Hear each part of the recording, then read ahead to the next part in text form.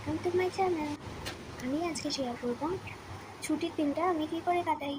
তো দেখো, সকালবেলায় আমি ঘুম থেকে উঠে গেছি, একটু দেরি করেই উঠেছি, প্রায় ওই 8:30 মতন বাজে। সকালবেলা উঠেই দেখলাম কী সুন্দর রোদ, তাই ছাদ থেকে একটু ঘুরে এলাম। আমার ছাদে অনেকগুলো গাছ আছে, তো ওদেরকে দেখার টাইম পাই না আমি সারা সপ্তাহ, তাই ছুটির দিনগুলো ওদেরকে একটু আমি দেখে আসি সকাল সকাল। এবার দেখো, আমি নিচে এসে ফ্রেশ হয়ে কোনো রকমে তাড়াতাড়ি খেতে বসে গেছি, কারণ আজকে ছুটির দিনগুলো কথা ভালো মন্দ কিছু খেতেই হবে। তার জন্য সকাল থেকে শুরু করে দিয়েছি।